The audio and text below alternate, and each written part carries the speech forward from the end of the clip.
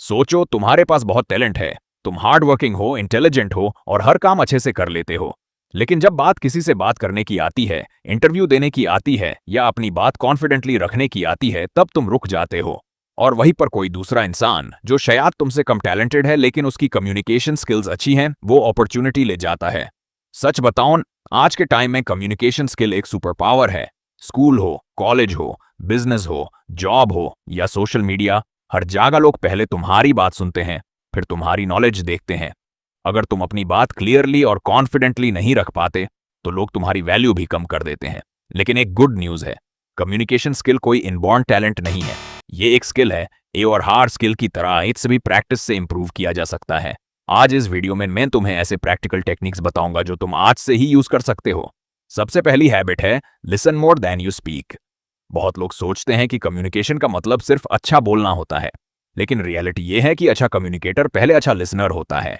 जब तुम किसी की बात ध्यान से सुनते हो, बीच में इंटरप्ट नहीं करते और उसकी बात को समझने की कोशिश करते हो, तब तुम्हारा रिप्लाई नेचुरली बेटर हो जाता है। लोगों को ऐसे लोग पसंद आते हैं जो उन्हें फील करवाते हैं कि उनकी बात इंपॉर्टेंट है। दूसरी हैबिट है थिंक बिफोर यू स्पीक। कई बार हम बिना सोचे बोल देते हैं और बाद में रिग्रेट होता है। इसलिए रिप्लाई देने से पहले सिर्फ 2 सेकंड रुकना सीखो। ये छोटा सा पॉज तुम्हारी बात को मैच्योर और इंपैक्टफुल बना देता है। तीसरी हैबिट है speak slowly and clearly. Fast बोलना कॉन्फिडेंस की निशानी नहीं होती। जब तुम थोड़ा धीरे, क्लियर और सिंपल वर्ड्स में बात करते हो, तो सामने वाला तुम्हारी हर बात इजीली समझ पाता है।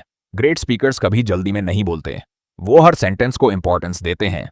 अब बात करते हैं कॉन्फिडेंस की। कॉन्फिडेंस का मतलब ये नहीं कि तुम कभी नर्वस नहीं होगे। कॉन्फिडेंस का मतलब है नर्वस होने के बाद भी अपनी बात बोलना। हर सक्सेसफुल स्पीकर कभी ना कभी स्टेज से डरा था। डिफरेंस सिर्फ इतना है कि उन्होंने प्रैक्टिस नहीं छोड़ी।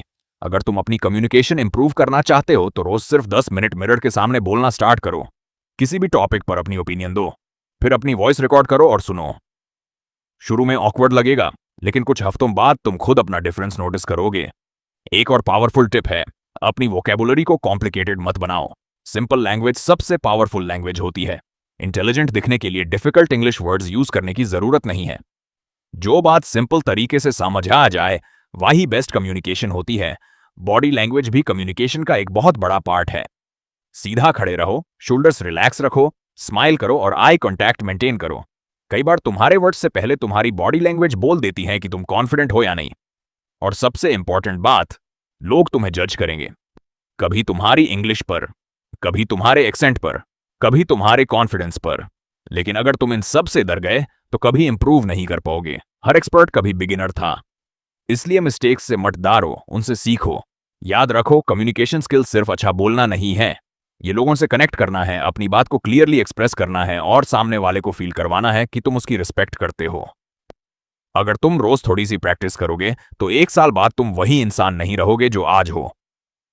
तो आज से एक चैलेंज लो, रोज किसी नए इंसान से बात करो, रोज 10 मिनट स्पीकिंग प्रैक्टिस करो और हर कॉन्वर्सेशन के बाद सोचो कि तुम और बेटर कैसे बोल सकते थे।